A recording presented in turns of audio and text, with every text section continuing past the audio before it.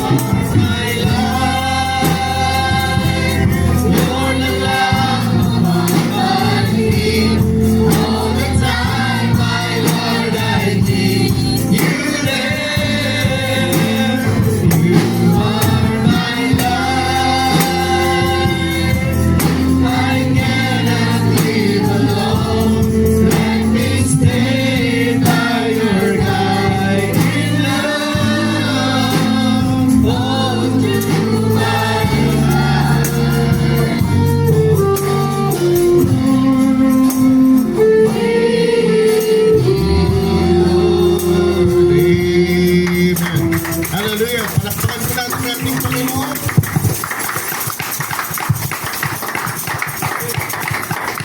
Praise God. Hallelujah. Praise God. Hallelujah. Ating pong iyuko ang ating mga ulo bilang pagbibigay pamitagan sa ating Diyos at tayo po ay manalangin. Dakilang Diyos, niyuyuko po namin ang aming mga ulo at tinitignan, Panginoon, kung saan nakaapak ang aming mga paa. Dahil alam po namin, O Diyos, kung di ka man pa dumating at kami ay namatay na, Lord God, hahalo ang katawang lupang ito, Panginoon, sa lupang aming tinutuntunan. Ito'y mabubulok, uuurin, Panginoon, at mawawala ng pakinabang. Ngunit, O Diyos, hallelujah, ang pinangako mo sa amin, pag kami ay tapat na maglilingkod sa iyo, pagkikilalanin po namin ang tapos na ginawa mo sa krus ng Kalbaryo, Lord God, kami ay magkakaroon ng buhay na walang hanggan. Kaya salamat o Diyos, dahil sa kalalagayan po namin, nakaaway mo po kami, ay nagawa mo, Panginoon, na kami ay i-reconcile back sa iyo, Lord God. Ipanumbalik sa iyo isang napakadakilang gawa, Panginoon, na hindi kayang pantayan ng sino mang tao na nabubuhay, Panginoon. Ikaw lamang ang makagagawa nito, Lord God, dahil dakilang pag-ibig mo sa aming lahat. Kaya, O Diyos, kami po'y kumakatok sa hindambana sa umagang ito. Kailangan pa po namin ang paglawig ng iyong biyaya sa umagang ito upang matuto po kami. Matuto pa, Panginoon, sa bagay na akala namin noon ay isang bagay lamang na pwedeng isang tabi, magaan lamang at hindi kailangan pagtuunan ng pansin. Ngunit, O Diyos, sabi ng aming mensahero, ang baptism of the Holy Ghost ay kailangan magmadali ka. Hindi ka pwedeng maantala. Hindi pwede kang maantala sa sanctification. Kailangan makarating ka agad sa baptism of the Holy Ghost. O Panginoon, maawa ka sa amin. Mahabag ka, Panginoon. Dahil nakita namin sa sulyap na pag ikaw ay nabautismo na ng Espiritu Santo, Panginoon, lalabas ng kusa ang mga bunga ng Espiritu. Hindi mo na ito kailangan pilitin na gawin o lumabas sa iyo. At ikaw ay may kapangyarihan dahil sa mga kaloob ng Espiritu na ipinagkakalob niya sa iyo. Ngunit habang tinitignan namin ang aming mga sarili sa umagang ito, Lord God, meron na nga ba kami nito? Nangyayari na nga ba ito sa amin? Ngunit sabi ng aming mensahero, without the token, you cannot be recognized as an elect bride. Kung walang baptism of the Holy Ghost, hindi ka kikilalanin na pili ng kasintahan. O isang bagay, Panginoon, na pag tinitingnan namin sa mga nakaraan, akala namin hindi kailangan agad mangyari ito sa aming buhay. Na tila bagay ikaw ang gagawin dito sa amin. Lord God, kung naisip mo, Panginoon, hayaan mong lumawig pa ang aming pag-aaral dito sa sanctification. Kung dadalhin mo na kami sa baptism of the Holy Ghost, Lord God, sa umagang ito, ikaw pang masunod. Ngunit o Diyos, nagmamakaawa ko sa iyong harapan, sa iyong dambana sa umagang ito, Lord God. Nahayaan mo, Panginoon, maunawaan namin ito ng buong puso dahil tulad ng nasabi ko na nakaraang linggo, kung mauunawaan po namin ito, hindi po kami liliban. Sa gawain mo, Panginoon. O Diyos, minsan pa mag-usap ka pa po sa amin sa umagang ito. Saysagin mo po ang iyong banal na kalooban. Kadayaan mo, Diyos, hallelujah, na makalinya po kami. Bagamat ito ay gawa mo, Lord God, pero hinihiling mo na kami iluminya sa kalooban mo. Amen. Sa pangalan po ng Panginoong Kristo Jesus, umasa po kami, Panginoon, na magkakaroon ng maganda, Panginoon, mapagpalang umaga sa umagang ito, at alis po kami sa lugar na ito, Lord God, na masaya, may kagalakan sa aming puso. Amen. At init, Panginoon, hallelujah, na paglingkuran ka higit sa dati. Amen. Ito po ang aming samot dalangin sa pangalan po ng Panginoong Kristo Jesus. At lahat ng banal ay magsabi ng Amen at Amen. Muli, palakpakan po natin ang ating Panginoon.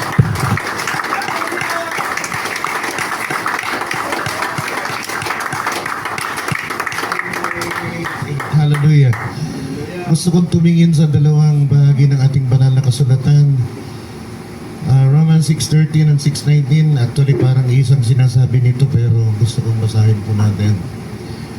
Siguro tapusin natin na yung sanctification ngayon.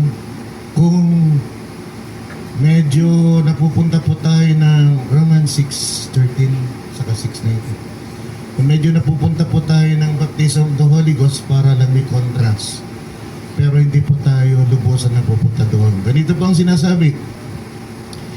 Neither yield ye your members as instruments of unrighteousness unto sin, but yield yourselves unto God, as those that are alive from the dead, and your members as instrument of righteousness unto God. Now, so 6:19, almost the same ang sinasabi, mga kapatid. I speak after the manner of men, because of the infirmity of your flesh. For as ye have yielded your members servants to uncleanness, and to iniquity, even so now yield your members servants to righteousness, unto holiness. Dakilang Diyos, nakaraan, kinuha po namin ang scripture sa 2 Timothy chapter 2, verse 19 hanggang 22. Kung saan sinabi mo doon, Panginoon, doon kitang-kita po namin yung meaning ng sanctification, cleanse and set apart for service, Lord God. So umagang ito, Panginoon, ang titignan po namin, Lord willing, ikaw po ang magpasya kung ano ang gawa ng Espiritu, Panginoon, dito sa sanctification. Kaya tulungan mo kami sa umagang ito, Lord God. Bless us all.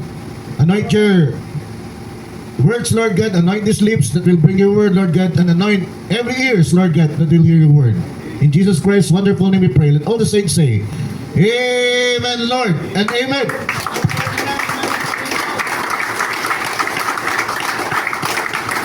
Hallelujah. Maaari na po tayong makaupo, mga kapatid. Muli, binabati ko kayo. Praise God. Anong pangalan ng kaibigan mo, Brother Leoman? Prince.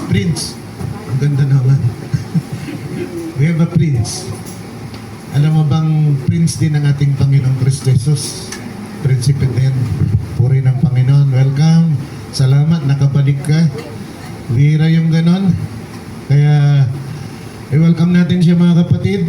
Sana magkaroon siya ng maganda kalalagayan sa umagang ito. Mapagpala siya. At ganoon din kung may iba pa tayong mga bisita mga kapatid. Hindi na ako magpapakatagal dahil review tayo ng konti. Then proceed tayo mga kapatid doon sa work of the Holy Spirit in sanctification. Kung nakita natin mga kapatid sa nakaraan na sa justification wala tayong ginawa. It's all the work of God. It's the sovereign work of God mga kapatid. Pati yung ating pagsampalataya mga kapatid, ito ay galing sa Diyos. Binigay niya sa atin. So wala talaga tayong ginawa.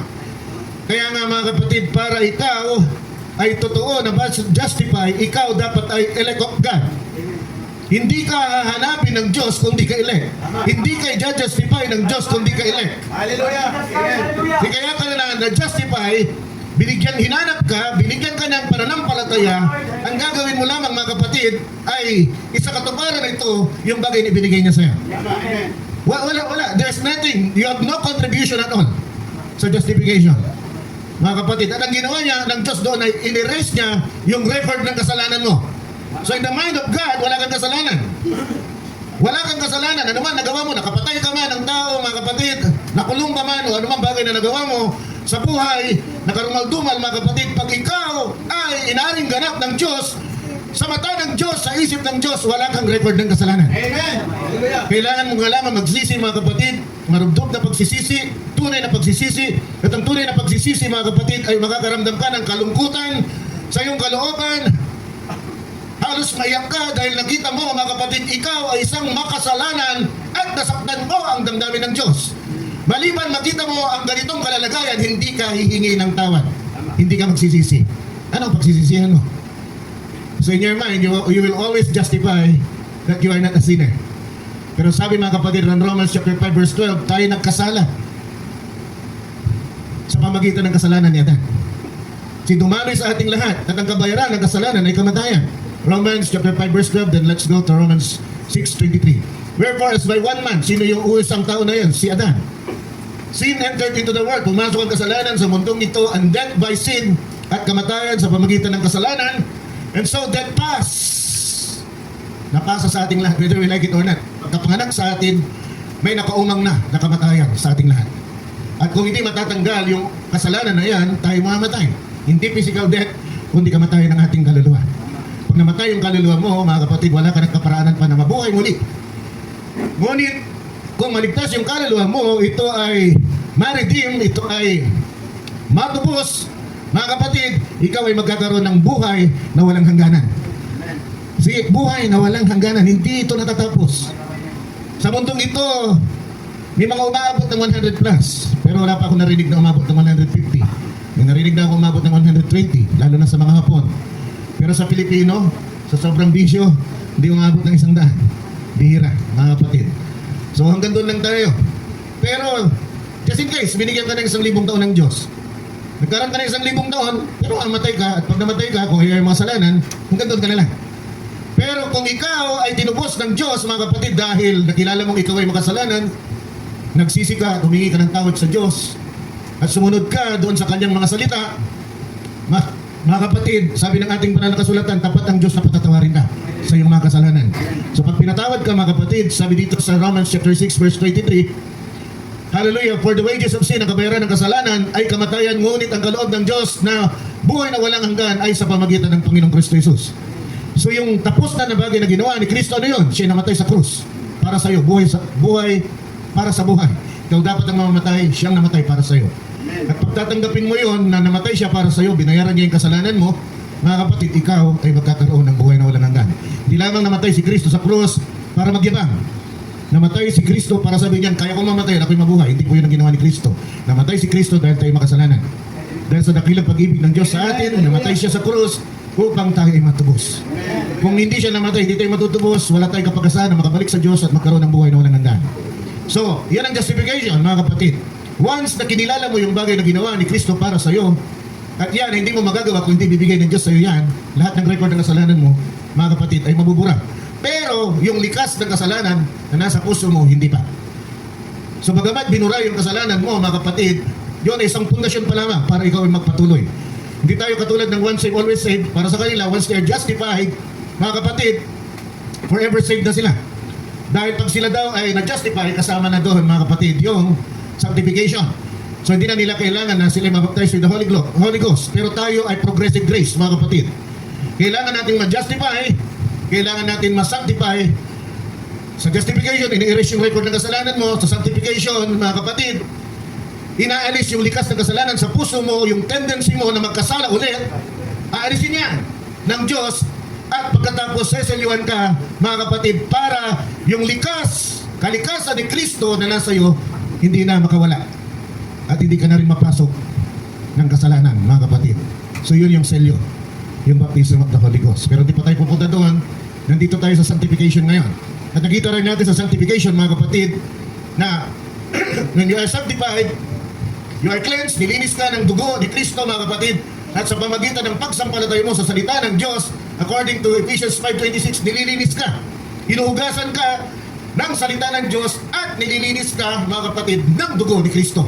Pag kinilala mo yung dugo, nililinis yung kasalanan mo, dahil na yung kalikasan ng kasalanan ay nandun pa sa puso mo, may tendency ka pang magkasala. At pag nagkakasala ka, 1 John chapter 1 verse 9, ang pupuntahan mo para patuloy kang malinis ng banal na dugo ni Kristo. Hallelujah! If we confess, pag ihayag natin ang ating mga kasalanan, siya ay tapat upang at matuwid para patawarin ang ating mga kasalanan at linisin tayo sa lahat ng kasamaan, mga kapatid. So hindi nagbigay ng puwang ang Diyos na hindi tayo makabalik sa Kanya pag umiral yung tendency ng kasalanan na nasa puso pa natin, na inaalis niya. Yan ay unti-unting inaalis ng dugo at ng salita. We are being refined. In other words, mga kapatid, sinisynchronize tayo ng Diyos dito sa sanctification doon sa Kanyang kalikasan. Sa computer natin, pag gumawa tayo ng Google account, isi-synchronize niya, di ba? Isi-synchronize ka sa calendar, isi-synchronize ka sa news, isi-synchronize ka sa Gmail, di ba? Kasi kung hindi synchronize yan, hindi gagana ng maayos yung Google account mo, tama ba? So, ganun din ang ginagawa ng Diyos sa atin, mga kapatid, dito sa sanctification. Sinisynchronize tayo ng Diyos sa Kanyang kalikasan. At hindi ito madaling proseso. Hindi ito instant, pero kailangan magmadali tayo. The beginning of this is magkaroon ka, mga kapatid, na mamulat ka kung anong kalooban ng Diyos. At hindi ka mamumulat kung wala kang alam sa salita ng Diyos. So, kailangan mamulat ka at luminya ka. Hindi pa ito baptism of the Holy Ghost kasi. God is not yet in full control of you. Ang ginagawa pala ng Diyos ay tinuturuan ka. So dito sa sanctification, sinasabi ng Diyos ang kanyang banal na kalooban at saan magagaling ito? Dito, sa pangaralan ng salita ng Diyos. At kung wala ka, paano mo malalaman? Paano mo malaman, mga kapatid? Because sa sanctification, mga kapatid, cleanse, sabi doon, mga kapatid, and set apart for service. See, yung empowerment ng Holy Spirit, not the indwelling of the Spirit, ay dumadating dito. Yung anointing. Yung anointing ng Espiritu, dito na. Unang kumikilos yung Espiritu sa buhay natin. Pero ito ay doon pa lang sa ating Espiritu, hindi doon sa ating kaluluwa. Para tayo sumunod, ini-influensyan tayo. Pero hindi pa si Kristo yung nananag sa puso natin para ilabas niya yung kanyang kalikasan. Hindi pa. Pero dito sinasabi na, mga kapatid, sa sanctification, ito yung kalikasan ko. So minumulat ka kung anong kalikasan at ito'y sa pamagitan ng salita ng Diyos. Minumulat ka kung anong kalikasan niya at ang doon sa ating binasa, you have to yield yourself. See, yun ang trabaho mo. You have to yield. Kailangan sumunod ka, magpaubaya ka doon sa gusto ng Diyos. Hindi pwedeng hindi ka magpaubaya. Si tandaan natin, once na ginastify ka, if you are true elect of God, once ginastify ka, hindi pwedeng din niya tatapusin. Philippians 1:6, hindi pwedeng hindi tatapusin ng Diyos. Maaari ka, mga kapatid, na dumaus-us, maaari kang manlamig, maaari kang magagawa pa ng mga bagay, pero kung totoong elect ka ng Diyos, totoong ginastify ka ng Diyos, hindi pwedeng bibitawan ka ng Diyos, tatapusin niya yung kanyang inumpisang gawa sa buhay mo. Amen. Hallelujah. Pero maging sensitibo ka naman. Oh my God, maging sensitibo ka naman. Ang Diyos nagmamakaawa sa'yo. Kasi sabi niya, set apart for service. Dininis ka.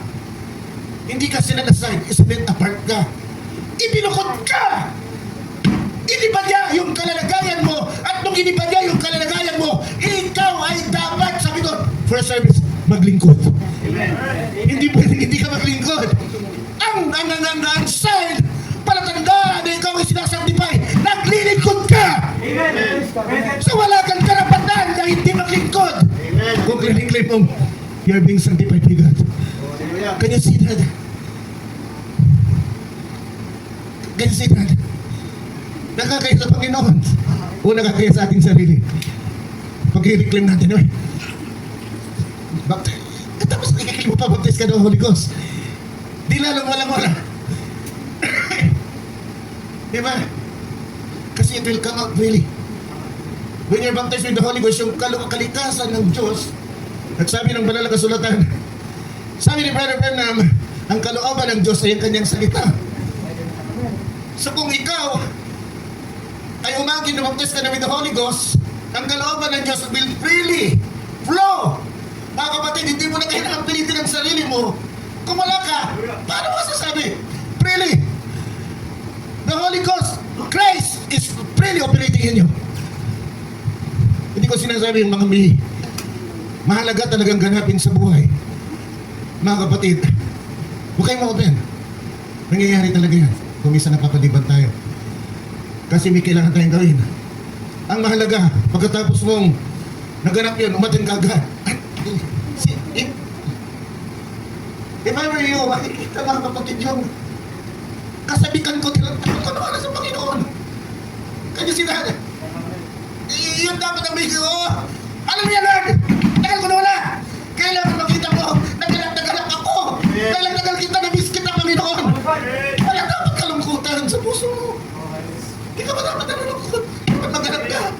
Lord, absent ako dahil alam mo naman.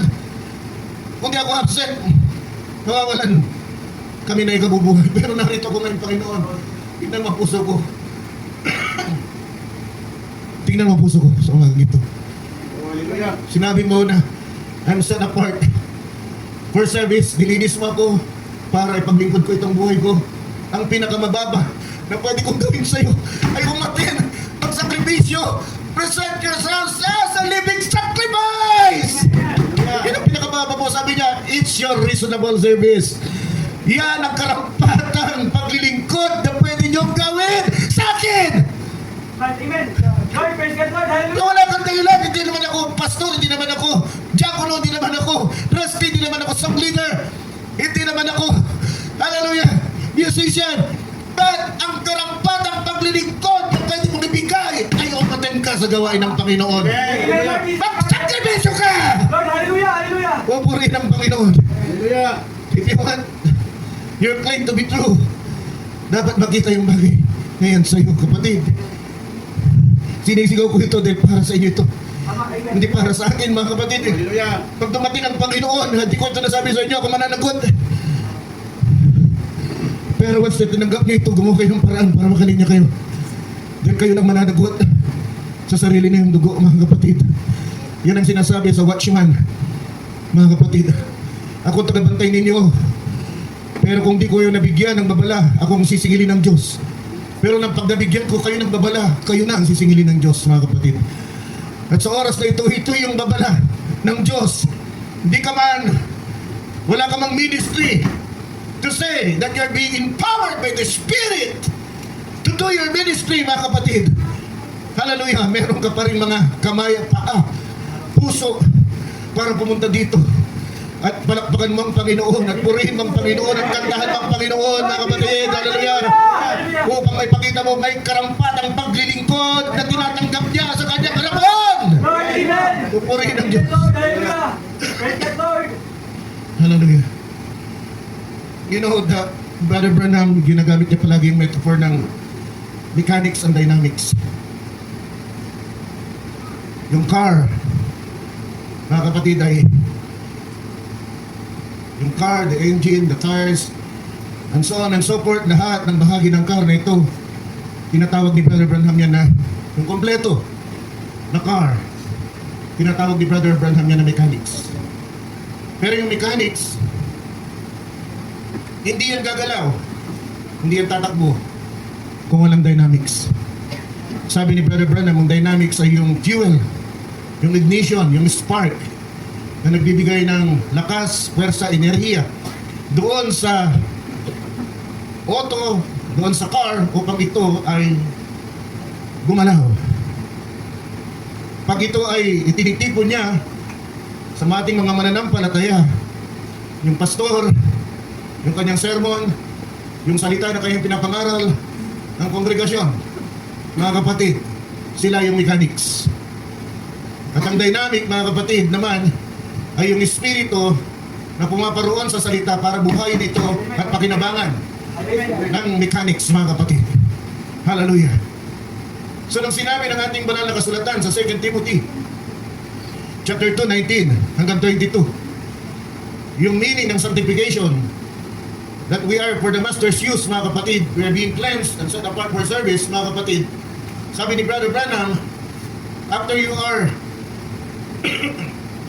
cleansed and apart for service, you are being empowered by the Holy Spirit. So dumadating yung Espiritu, hindi bilang bautismo ng Espiritu Santo, mga kapatid, pero para bigyan ng kapangyarihan, mga kapatid, yung serbisyo na ginagawa mo para sa Kanya. Dahil kung hindi, wala itong saysay. Patay. Just like the mechanics without the dynamics. Nasusundan po natin, mga kapatid. Pero, kung titingnan natin sa kalalagayan na ito, mga kapatid, yung dynamics dito ay limited. It's not like, mga kapatid, the dynamics that you will receive, mga kapatid, doon sa baptism of the Holy Ghost. Pwede siguro bigyan ka lamang ng little dose of gasoline para umandar, matest drive, matest kung ito ay up, mga kapatid, doon sa standard ng pagka-built nito para makita ang performance nito. Pero pag wala na yung konting gasolina na yon, ay humihinto na yung sasakyan. At yan ay nangyayari din sa church. The dynamics is when the anointing falls. But after the anointing falls, wala na. Nasusundan natin. Kita mo yung picture, mga kapatid. Very dynamic na mag-preach, pero pagkatapos, mga kapatid ng series, makikita mo parang ordinaryong tao na lang siya. Pero habang nakikita mo nandun sa pulpito, mga kapatid, namamangha ka, mga kapatid, dahil nararamdaman mo ang pagkilos ng Espiritu ng Diyos, mga kapatid, at hindi mo ito may pagkaila. Amen. Pero pagkatapos ng service, ba't ganun? Parang kengko itong pastor na ito. Parang kakaiba siya. Kanina, kung siya nagpipreach. Because of the anointing. That's a very limited empowerment of the Spirit given to us, mga kapatid, dito sa sanctification. Kaya ngayong Ephesians chapter 4, mga kapatid, when the Lord Jesus Christ went out, mga kapatid, He gave gifts to men. Some are apostles. Tingnan ninyo. Yung gift, binigay niya. Some are pastors, teachers, evangelists, mga kapatid. Binigyan niya, teachers, binigyan niya, mga kapatid, ng gift to empower, mga kapatid. Hallelujah! Yung mga tao para, mga kapatid, sa katawan ni Kristo. Amen. At hindi lang sila, lahat tayo. See, your proper conduct, yung tama na pag-ugali na ipapakita mo, mga kapatid, bilang isang ordinaryo na mananampalataya, is a blessing to the body of Christ. That's right. Amen. Hallelujah. Hindi lang yung pastor, hindi lang yung teacher, hindi lang yung musician. Dahil kung wala kayo, wala kaming trabaho. Kung wala kayo na mga ordinaryong mananampalataya, walang pastor, walang teacher, walang musician, walang song leader, wala. Walang singer. Wala. Kaya kung tutusin, if you look at the brighter side, kayo yung pinakamahalaga talaga. Tama. Doon sa katawan ni Kristo. Amen. Kayo ang nagbibigay ng buhay doon, mga kapatid, sa gawain. Kung wala kayo, mga kapatid, walang saysay ang gawain ng Panginoon. Nakita ninyo, kaya nga nire-require ng Diyos na hindi pwedeng ipagliban ninyo, iantala ninyo yung, mga kapatid, pagsampa ninyo sa baptism of the Holy Ghost. Hindi pwede.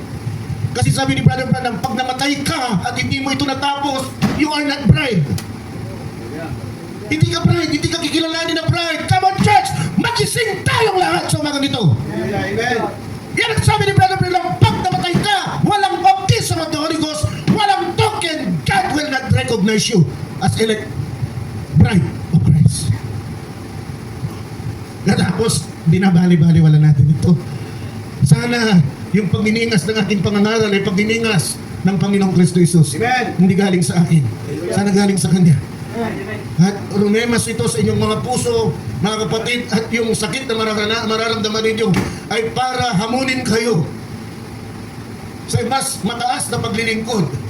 Iba yung paglilingkod na kikilalanin niya at tatanggapin niya at kagagalakan niya. Hallelujah. Hindi lang tayo dapat maupo, mga kapatid. When you are being sanctified, you cannot be idle. Hindi Hindi ka pwedeng nakapermis lang. Kailangan may gagawin ka. Kaya dapat pumalakpak ka.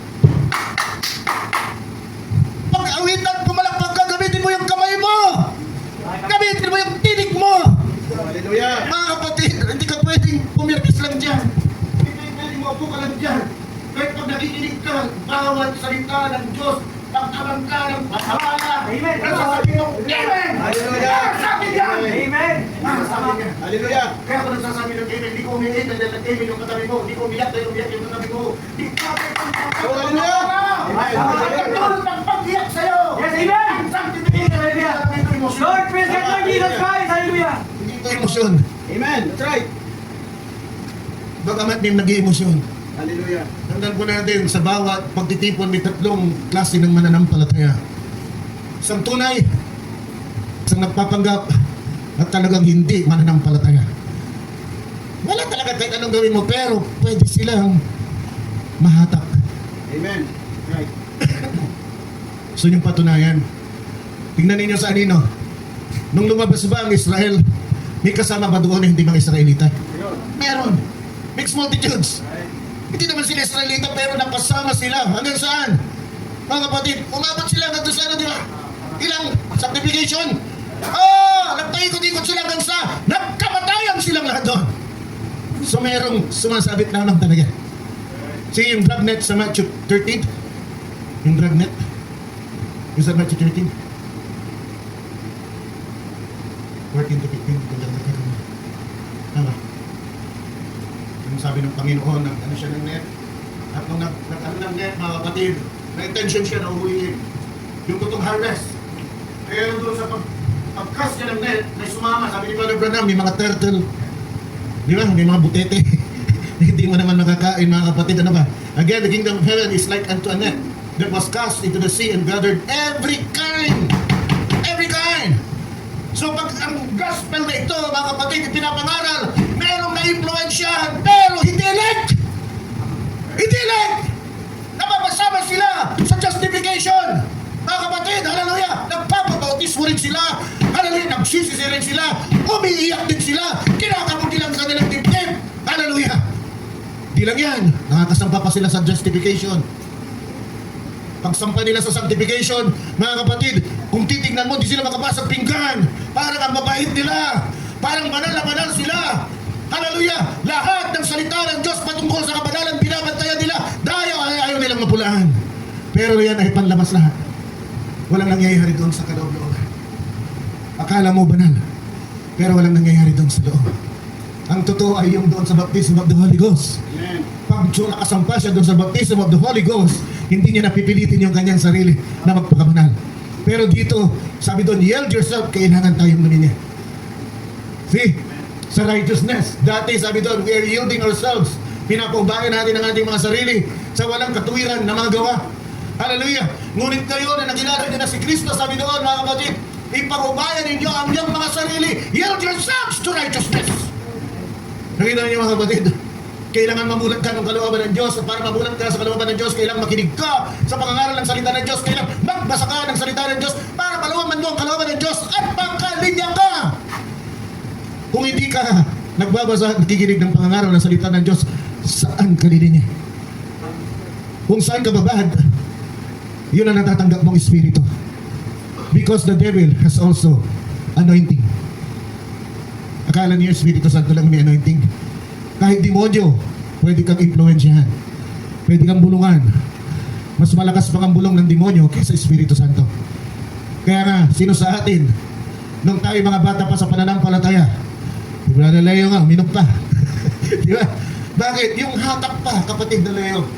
Yung hatak pa ng laman ay nandun pa. Yung tendency pa, hallelujah, na magkasala nandun pa. You are still being refined by God, and even up to now. Si Mari, nandun na tayo sa boundary. I hope nandun na tayo talaga sa baptism of the Holy Ghost. Di ba sabi ni Brother, hindi mo ito mararamdaman, pwede. Pero the sense na it will come out freely, yun ang dapat nating pag-isipan maigi. Lumalabas pang maigi. Hindi na ba tayo, hallelujah, kailangan pilitin? Hindi na ba tayo Kapag nakarinig tayo ng masasakit na pangangaral na totoo naman dahil concern yung pastor at pinapalinya tayo, tulad sabi ni Pablo, kung paano ako sumusunod si Kristo, kay Kristo, sundan din ninyo ako. Ganon din ang intention ng pastor. Pero yung ibang nakikita, mga kapatid, yung pastor ay nangangaral para ikaw ay maging puppet niya. Para ikaw ay maging sunod-sunod naman sa kanya. Kung ganon ang kaisipan mo, hindi ka matututong magtiwala sa Diyos. Yung pastor na nakikita mo, hindi mo pinagkakatiwalaan, paano pa kaya pa ang Diyos? Yung pastor na nakikita mo, pag nangangaral, hindi mo pinagkakatiwalaan, hindi mo pinapakinggan, paano pa kaya ang Diyos na hindi mo nakikita? Pero may isang bagay na gusto ko, sisigwi lang ako ng konti. Alam nyo, if you are truly justified by God, you cannot commit unpardonable sin. Tingnan natin yung Hebrews chapter 6, bro. Ang unpardonable sin, mga kapatid, ay kasalanan na hindi na mapapatawad kailanman. Purihin ang Panginoon. Kasi to commit the unpardonable sin, you have to deliberately sasadyain mo na tatalikuran ang katotohanan at ang nalasak mo, mga kapatid, at nalaman mo na katotohanan, experience mo na nangyari sa'yo, nagawa ng Espiritu sa buhay mo. Sasadyain mo tatalikuran. Alam mo na, mulat ka. Alam mo ito'y gawa ng Espiritu Santo. Alam mo na ang salita ng Diyos na tinanggap mo yung katotohanan, pero tinalikuran mo pa yan. Yan ay pagsadya na pagtalikod sa katotohanan. Kasi tingnan ninyo. Kaya, 4 hanggang 6. Kaya naniniwala ko, dahil sabi ni Brother Branham, a true Christian cannot commit unpardonable sin. At yan ang pwede kong ilapan. You cannot commit apostasy, mga kapatid, because to commit apostasy, ang apostasy dyan ay sa 6.6. Sige naman sa 6.6. If they shall fall away. Yan ang ibig sabihin, mga kapatid. Yung fall away, mga kapatid, ay, ang ibig sabihin yan ay apostasy. And apostasy is to turn away, mga kapatid, to reject the truth, talikuran mo ang katotohanan, i-reject mo ang katotohanan. Sabi dito, if they shall fall away, to renew them again unto repentance, kahit anong pagsisisi ang gawin nila, seeing they crucified to themselves afresh and put him to an open shame. 7, mga kapatid. Umpisa natin sa 4 para mas maganda. Sabi dito sa 4, for it is impossible. Kaya nga tinawag na unpardonable sin. It is impossible for those who were once enlightened. See? Naging malinaw na malinaw sa'yo. Walang duda. Yung salita ng Diyos na tinanggap mo. And have tasted of the heavenly gift. Ano yun? Miracles. Nakatanggap ka ng kagalingan. Pinag-pray ka, nakatanggap ka ng kagalingan. Pinag-pray ka, wala kang trabaho, nagkaroon ka ng trabaho. Mga kapatid, lahat ng mga bagay na gawa ng Espiritu, naranasan mo, mga kapatid. And were made partakers of the Holy Ghost. Maaaring nakapag-speaking in tongues na. Yeah? Oo, sa pangangaral mo, may mga na-convert, mga kapatid. O sa pag-pray mo, may mga gumaling, mga kapatid. Yung kapangyarihan, yung empowerment ng Holy Spirit, dumali sa iyong pinakinabangan ng katawan ni Kristo. 5, and have tasted of the good word of God and the powers of the world to come. See, John chapter 16:13, when the Spirit of truth shall come, He will guide you to all truth and show you things to come. Kaya nga yung ating mensahe, mga kapatid, hindi lamang kaligtasan, kundi pinakita na sa atin ng ating mensahero saan tayo pupunta at kung ano ang kalalagayan natin doon sa lugar na pupuntahan natin. At ang linaw, hindi kasing linaw na ibang pananampalataya. Napakalinaw. Pati itong 3 stages of grace, mga kapatid, napakalinaw. Amen. Sa kanila, hinto na sila doon sa justification. Pero hindi natatanggal, mga kapatid, yung kalikasan ng kasalanan sa kanilang puso, kaya patuloy sila nagkakasala. Pero hindi nila ito binibigyan ng pagpapahalaga dahil itinuturo sa kanila na pag na-justify ka, na-sanctify ka na. Sa atin hindi. Progressive grace tayo. Papunta sa glorification. Sa ultimate, mga kapatid, na kalalagayan. Ginastify tayo para tayo linisin, para maging kamukha tayo ni Kristo. At pag tayo naging kamukha ni Kristo, seselyuhan tayo para hindi na tayo mabago. Amen. Hallelujah. Yung kalalagayan na yun, di na mababago ng sinuhan. Amen. Eh, sino nagagalit pa dito? See? Love does not come freely, flowing freely. Peace in us does not come flowing freely. Nagagalit tayo. May sasabihin lang ang ating misis sa atin na hindi natin nagustuhan. Mga kapatid, iba na yung timplada natin. Nagbabato na rin tayo ng pananalita na ayaw niya. Pag may ginawa sa atin, mga kapatid, yung ating katrabaho, na ayaw natin, mga kapatid, nagagalit tayo agad. Ang tingin natin, aping-api tayo, hindi tayo pwedeng hindi maapi. Kailangan ako ang nang-aapi, hindi ako ang inapi. Mga kapatid, wala yan. Sabi diyan, mga kapatid, yan ay gawa ng laman. At sino ang gumagawa ng gawa ng laman, di magmamana ng kaharian ng Diyos. Galatia, Kapitulo 5, mga kapatid. Pero ang gawa, mga kapatid, ang bunga ng Espiritu, mga kapatid, ay pag-ibig, kapayapaan, love, peace, mga kapatid, long-suffering, magmamatiis ka, magtitiis ka. Paano ka magtitiis kung palagi kang galit sa mundo? Hindi ka ba kanti, hindi ka pwedeng hiyain, hindi ka pwedeng maliitin. Mga kapatid, that is not coming, flowing freely from you. Paano mo sasabihin baptize ka with the Holy Ghost? Yung sabi ni Brother Branham, hindi ka bride, hindi ka kikilalanin na bride kung hindi ka baptized with the Holy Ghost. Nakita niyo yung kahalagaan? Nakikita niyo yung kahalagaan? Don't mind my shouting. Mind the words I'm preaching. Amen. Mga kapatid, kasi yan ay galing sa ating mensahero. Kung nagiging maningas, madamdamin, maalab ang aking pagpipreach, mga kapatid, it's my character. Lahat tayo may mga character tayo. Meron tayong complexes. Namana natin ito, dumadaloy sa atin, mga kapatid, at kahit ikaw ay baptized na with the Holy Ghost, nakikita-kita pa rin yan sa'yo. Si Brother Branham, mainitin ang ulo. Kaya nakalbo. Diba? Mainitin, aminado siya. Dahil Irish yung nanay niya. At ang mga Irish, mainitin ang ulo. Mainitin ang ulo ni Brother Branham. See, it's a complex na tumali sa kanya. Baptized siya na with the Holy Ghost, nagsinungaling pa. Di ba? Nung nagkaroon siya ng problema sa tax. Sabi no, wala ako dito. Pagbukasin ng pintuan, sabi ng Banal na Espiritu Santo, ikaw na ipokrito. Sabi ng Espiritu sa kanya, balik siya, umiyak. At nagsisi ako. Kapitong mensahero, nakapagsinungaling. Baptized na with the Holy Ghost, nakapagsinungaling. So marami pa tayo yatang pupuntahan dyan sa baptism of the Holy Ghost. Pero dito gusto kong makita ninyo, mga kapatid. Prepare tayo dito Amen. sa sanctification. Amen. At kailangan i-yield mo ang sarili mo. Hindi pwedeng hindi ka sasang-ayon sa gusto ng Espiritu Santo. At ang kalooban ng Espiritu Santo ay ang kanyang salita. Amen. Hindi pwedeng, kung ikaw ay totoong elect ng Diyos, hindi pwedeng hindi ka sasang-ayon. Tama. Amen. Sasang-ayon ka. That's the only way na pwede kanyang dalhin hanggang sa baptism of the Holy Ghost. Amen. Sige, patuloy yan. Mga kapatid, ano pagkakaiba ng backslider at ang pardonable sin? Pareho nakakasala. See? So ngayon, maliwanag na. Habang nandito ka sa sanctification, you cannot commit unpardonable sin. Pag nandoon ka sa baptism of the Holy Ghost, lalong hindi ka makapag-commit ng unpardonable sin. Bakit? Kung malinaw na malinaw sa iyo, nananahan si Kristo sa iyo, at ang isip ni Kristo ay isip mo, ang karakter ni Kristo ay karakter mo, ang kalikasan ni Kristo ay kalikasan mo, paano mo pa i-reject tatalikuran ng salita ng Diyos? Kaya sabi ni Brother Branham, it's impossible. Hallelujah. Imposible. Hallelujah. Jesus Christ.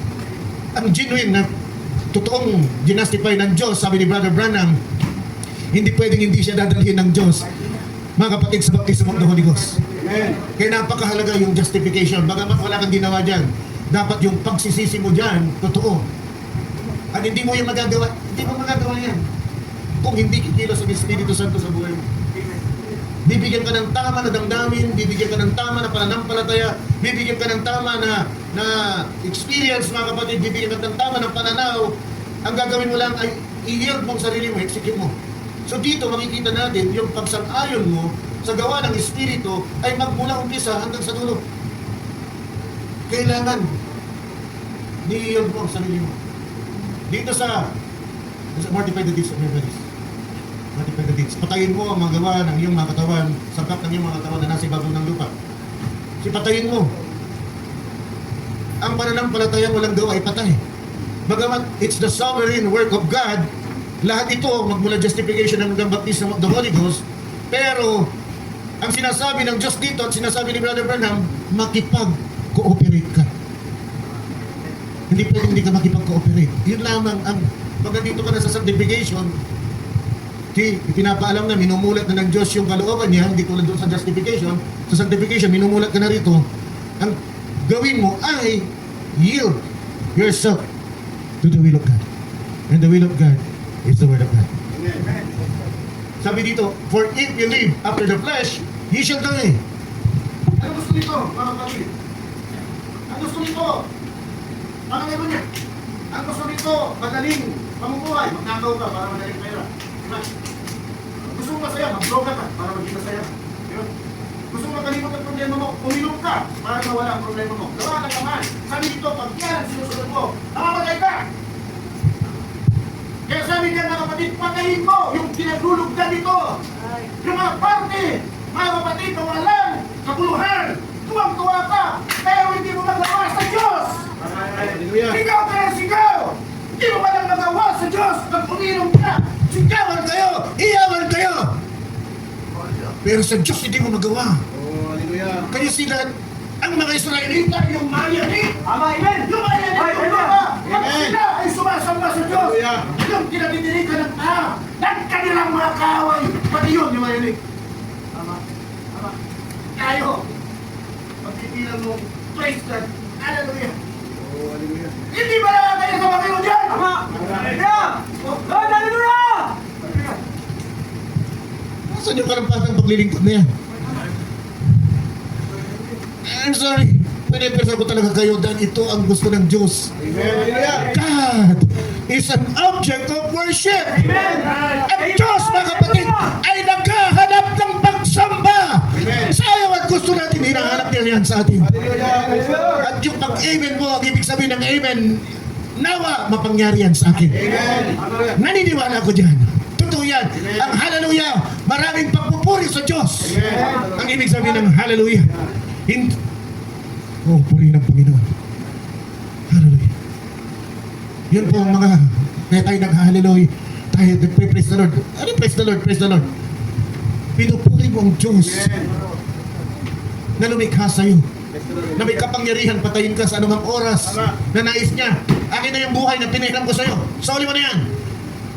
Pero pag naglalakad tayo, tila baga wala tayong pakialam sa bagay na gano'n, di ba? Kapag mataas tayo, kapag mapuli tayo, hindi tayo marunong magpakumbaba. Tayo. Kahit tao na nagsusumika, makalakad sa kalooban ng Diyos, pag nabibigla yan, nagagawa pa rin niya yung bagay.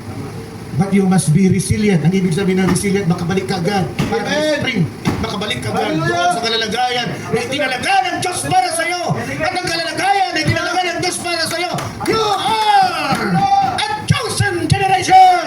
You are a royal priesthood. Hallelujah. Ikaw ay kakatwa. Kakaiba ka. Praise the Lord. Hallelujah. 1 Peter 2:9, Brother Joel. Hallelujah. Yan ang kalalagayan na itinalaga tayo ng Diyos. Hindi tayo kamukha ng sanlibutan. Hindi natin ginagawa yung ginagawa nila.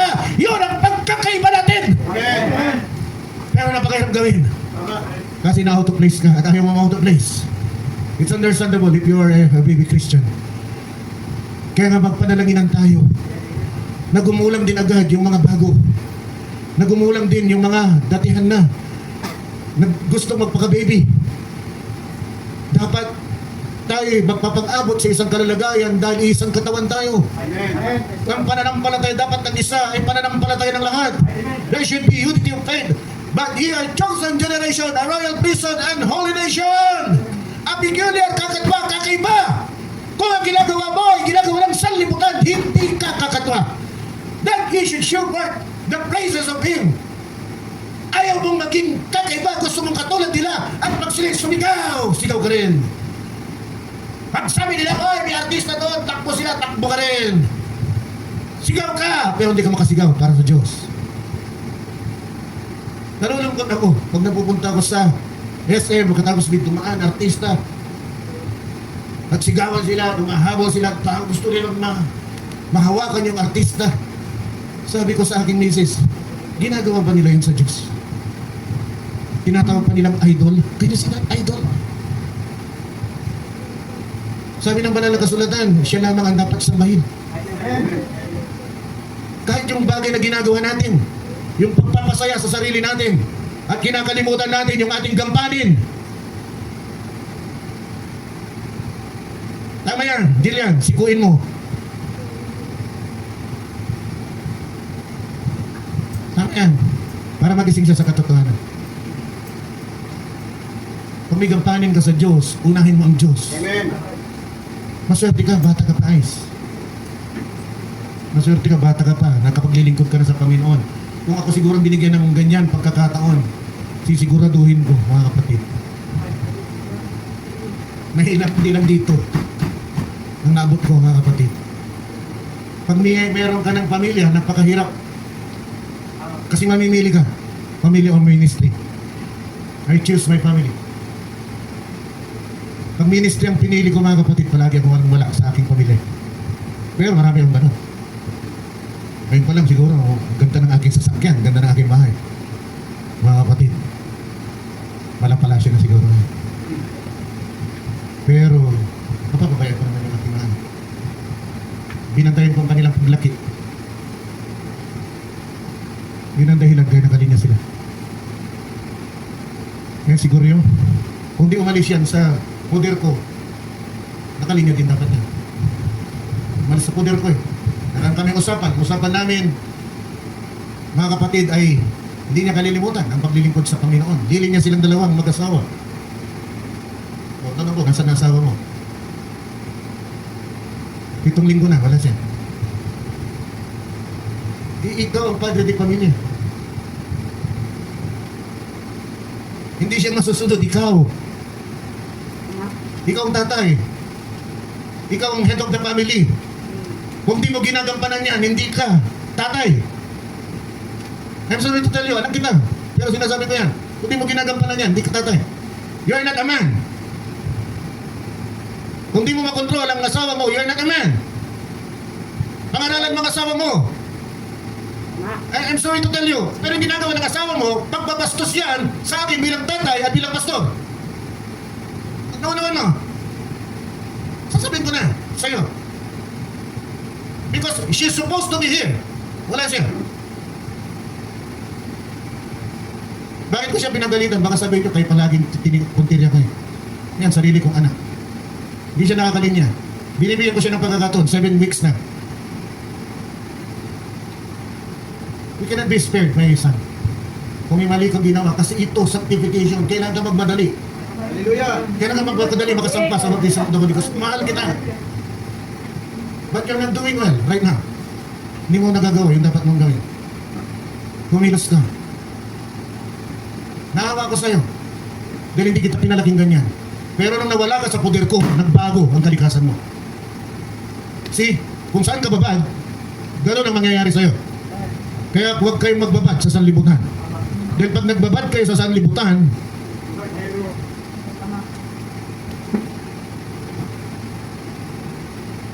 kaya, okay lang. Kaya. Pati yung sugal, ha? Yung pagsusugal ng misis mo, ina-announce ko na dito.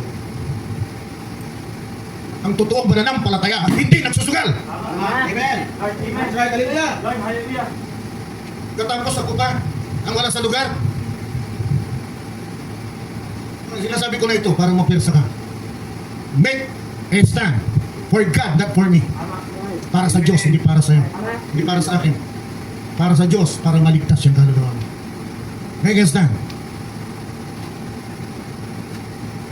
Pastor, galit ka. Nakakatakot ka magalit. Okay. Gusto ko lang makita ninyo, ang pangangaral ng salita ng Diyos ay hindi kinukompromiso. Mga kapatid.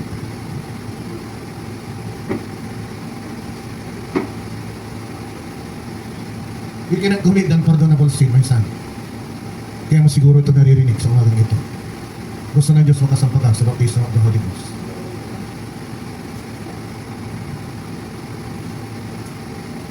Do we love the Lord? Amen. Amen, Lord, hallelujah. Mahal kita, mahal kita. Mahal ko kayong lahat, mga kapatid. Amen. Pag hindi nakakalinya sa inyo, hindi ko na binabati. Kasi, habang tumababati ng tulad ng ginagawa natin, ibig ko sabihin, pinupuntahan, hinihikayat, Kasi sabi ng mensahe, mga kapatid, while we are on this journey, meron talagang mga mahihina at nangihina. Pero once na totoo yung justification na naranasan nila, hindi pwedeng dito tapusin ng Diyos yan. Tama. Maantala lang nga lang sila. So yun ang nakakatakot na bahagi. Ang nakakatakot na bahagi yung naantala. Kasi baka dumating ang Panginoong Kristo Jesus, nandun pa rin sila sa sanctification stage. Hindi sila kikilalanin ng Diyos. I'm sorry to tell you. Sabi ng mensahe, hindi sila kikilalanin na bride of Christ. Nagising ka na. Sayang ang paglilingkod mo, anak. Kung hindi ka makakasampa sa baptism of the Holy Ghost. Ginagamit ka, alam ko, ginagamit ka ng Diyos. Sa music. You're trying to improve. So, dito, nakikita ko, you're being empowered by the Holy Spirit para makatugtog ka. Anong tawag dito sa... Anong tawag mo sa ganong ano? Birada? Nakasan mo? Gusto ko yan pag naririnig ko. Yung parang pinag-string yung kinakalabit mo sa isang kalabitan, anak. To do that, hindi nagagawa yan ng ordinaryong tao. Pero nagagawa mo, ibig sabihin, ini-empower ka ng Holy Spirit para magawa mo yun. Pero don't be stuck there. Hindi ka dapat huminto dyan. Meron pang mga bagay na nais ng Espiritu na dapat mong gawin. You are a chosen generation. A royal priesthood.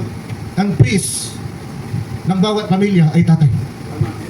At ang tatay, ang priest, ang ginagawa niya, namamagitan sa bayan, sa Diyos.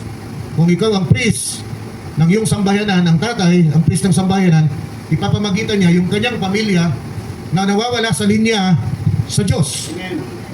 Kailangan makalinya sila sa Diyos. Yun ang trabaho niya, tungkulin niya. Kung hindi sila makalinya, watchman ka, pananagutan mo. I cannot bear that. Hindi ko kayang tanggapin yan. Dahil naturuan kita ng tama. Kung mapapahamak ka dahil sa iba, sakit sa kalooban mo. Kung mula pagkabata mo, naturuan kita ng tama. Nung hindi pa bawal yung pagpalo, alam mo yan, pag pinapalo kita, umaangat yung puwit mo. Ngayon, wala siguro napapalo sa inyo. Pag pinalo ko yan, tanungin yung misis ko, pagpalo ko yan, umaangat yung puwit niya. Yan ang disiplina ko sa bahay. Ngayon kasi, i-report ka sa barangay. Nakausapin ka ng barangay. Di ba, si Leslie? Di tulad nun. Nun, pwedeng pumalo. Kaya gusto mong paluin ng anak mo, maglagay ka ng insulator yung bahay mo para di marinig yung sigaw ng anak mo pag pinapalo mo, mga kapatid. O kaya, takpan mo yung bibig labi. Yan ang sabi ng Biblia. Huwag mong gamitin ang pagpalo, mabubulok yung anak mo. Pero ang pagpalo, pag disiplina, it's not a win one time, big time. Pag dinidisiplina ng mga anak mo, mga kapatid, tuloy-tuloy. Huwag mong gawin yan. Pagkatapos, akala mo, hindi na nagagawin. Uulit-ulitin yan hanggang hindi nagtatanda. Ang ginagawa natin dito ngayon, ulit-ulit. Pinapangaral ang salita ng Diyos. Tama. Amen. Ulit-ulit tayo sinasalang ng Espiritu Santo, mga kapatid. Bakit? Because sanctification is not only being clean, mga kapatid, sa for service, but it involves transformation. Kailangan ma-transform ka, ma-ready ka for the baptism of the Holy Ghost. Dito, mga kapatid, hinuhulma ka na maging katulad ni Kristo. Amen. Kung palagi kang pabaya, mga kapatid, sa kalooban ng Diyos, hindi ka mahuhubog. Kaya kailangan, sabi ni Brother Branham, urgent, magmadali ka. Nagmamadali ba tayo? Kaya sabi niya, kung minsan sa isang lugar, baka isa lang ang maliligtas eh. Nakakatakot kung kunti na nga tayo, katapos isa lang maliligtas. Napaka-unfair naman yan. Di ba? Do your part. Cooperate with God. Do not cooperate with me. Cooperate with God. Cooperate with the Word of God being preached to you. Luminya kayo. Yun ang sinisigaw ko dito, mga kapatid. Luminya tayo. Ibahin natin ang lifestyle natin. Ibahin natin ang takbo ng buhay natin. Luminya tayo. Maging kakatwa tayo. Pakita natin sa Diyos. Kaya natin. Hallelujah. Oh, praise the Lord. Kaya natin. Sa mundong ito na nalulukuban na ng Espiritu ng sanlibutan at pati mga mananampalatay nadadamay na. Walang mananampalatay ngayon na walang FB. Lahat may FB. Upload dito, upload doon. Kung ano ina-upload, kung anong nilalay, kung anong mga kapatid, mag-isip kayo maigi haba. It's not because you are being affected, mga kapatid. Sasalamsangin mo na yung tama. Wag. bawat kilos mo, gawa mo mga kapatid sa loob at labas ng church ay magpapakita kung sino ka. Hindi lang sa loob, pati sa labas. Yung pananalita, bawat pananalita na ginagamit mo, it's the Lord that will judge you, not the people around you. Ano man ang maabot mo dito mga kapatid sa mundong ito, baliwala lahat yan. Sabi ni Brother Branham, you could preach, you could dance in the Spirit, you could shout, mga kapatid. You could be justified. Ang masama pa dito, it will take it all. Sabi niya dito, nag-justify ka, nagawa mo, dumali ng Spirit sa'yo, na-anoint ka in the Spirit, but your soul is as dark as pitch. Kasing itim ng asfalto, sabi ni Brother Branham. Kaya sila, nag-justify ka. So hindi tayo yun. Huwag mong tanggapin ikaw yun.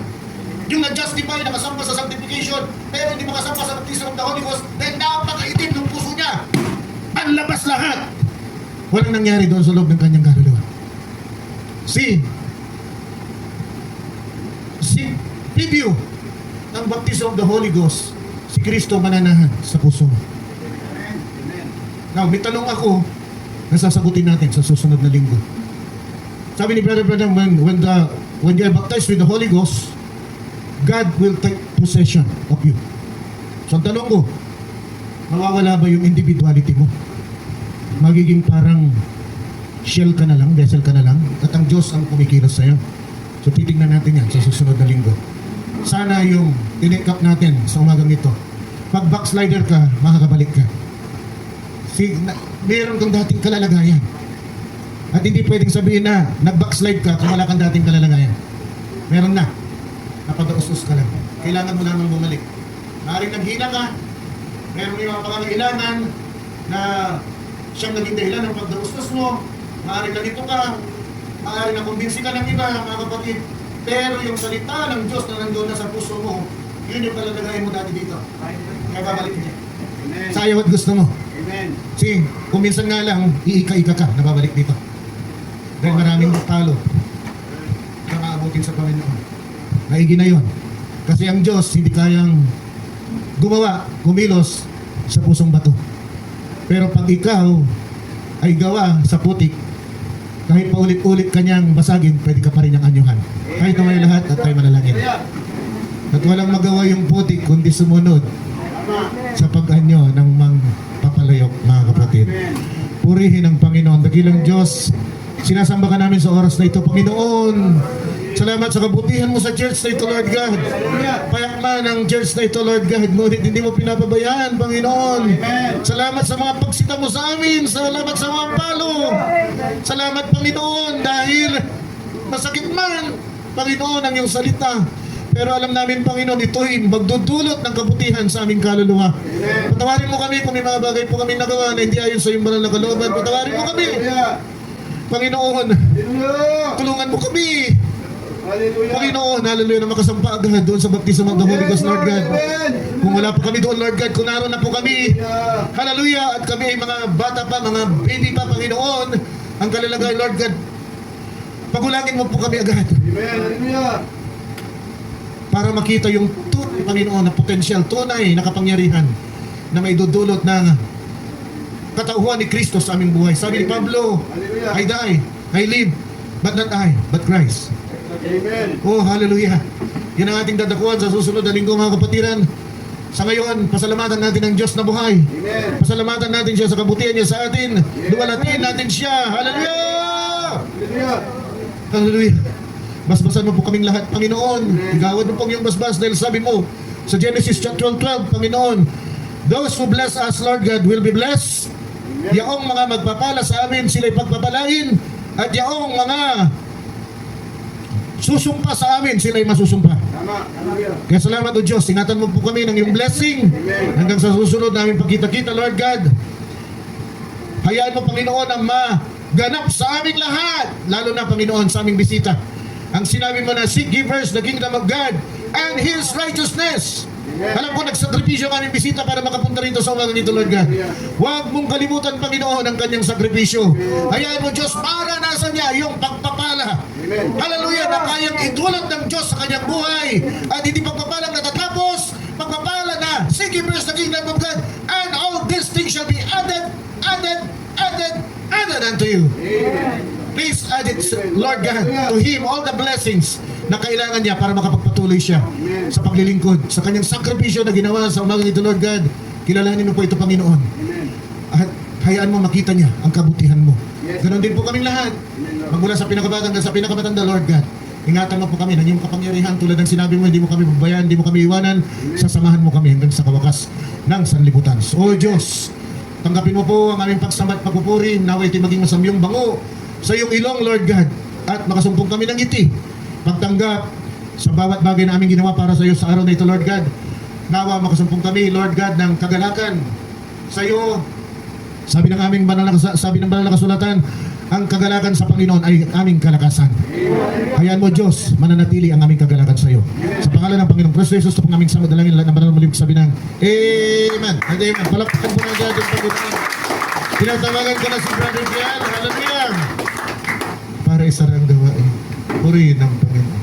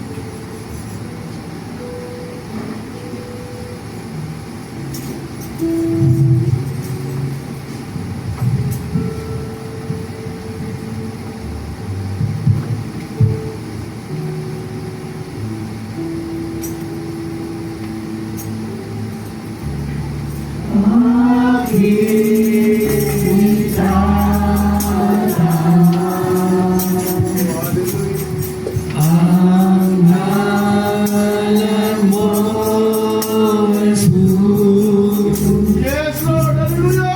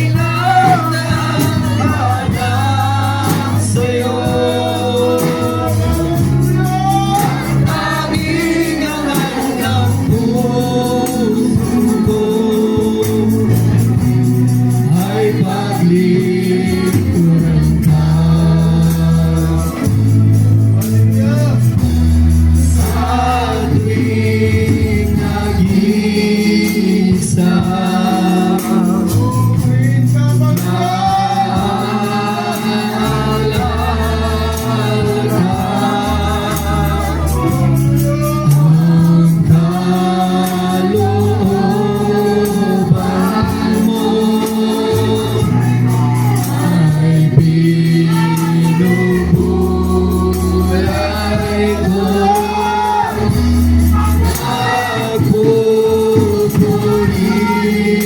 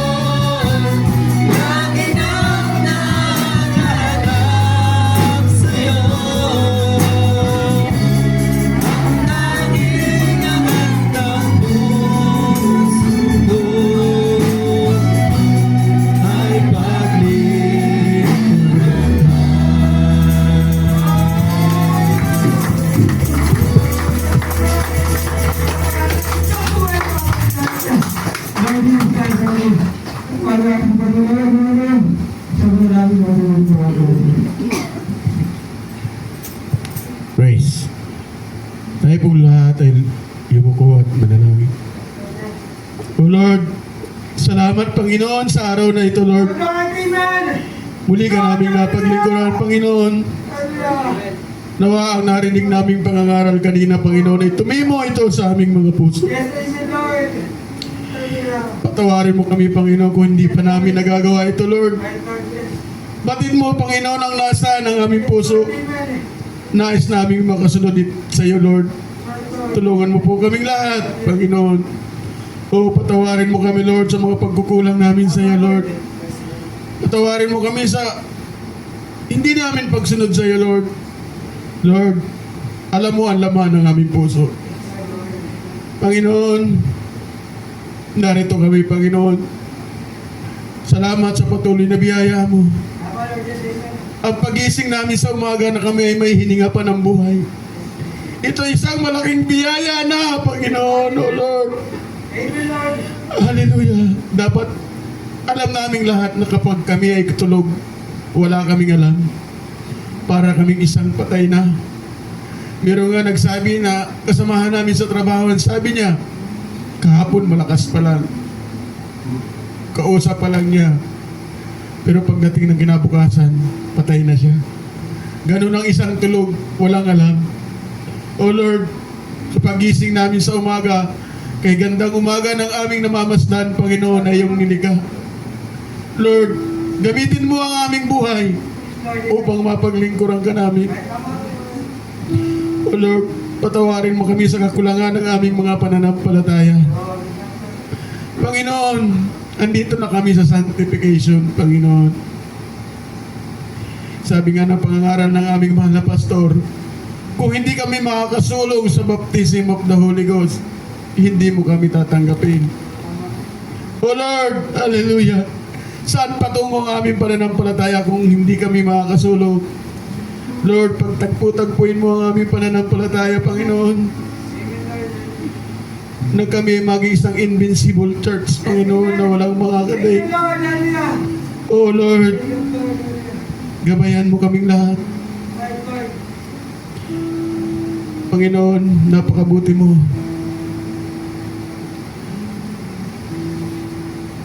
Oh, hallelujah. Nakakatuwa ka, Panginoon. Kakagagalak kami ang aming puso, Panginoon, sa iyong kabutihan.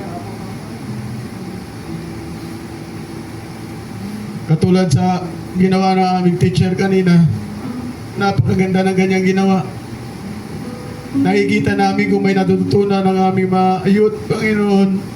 Oh Lord, na tulungan mo sila na laging makinig, laging isa puso ang bawat naririnig na salita mo, Panginoon. Oh Lord God, hallelujah. Tulungan mo po kaming lahat, Panginoon, na walang maiwan sa amin, na sama-sama kaming sasalubong sa iyo, Panginoon. Sa pagdating mo, masabi mo, ito nga ang aking kamukha. Halika, sinisinta kong anak. Pumasok ka sa kaharian na naitalaga na sa iyo, bago pa itatag ang sanlibutan na ito. O kay sarap pakinggan, Panginoon, na manggagaling sa iyo.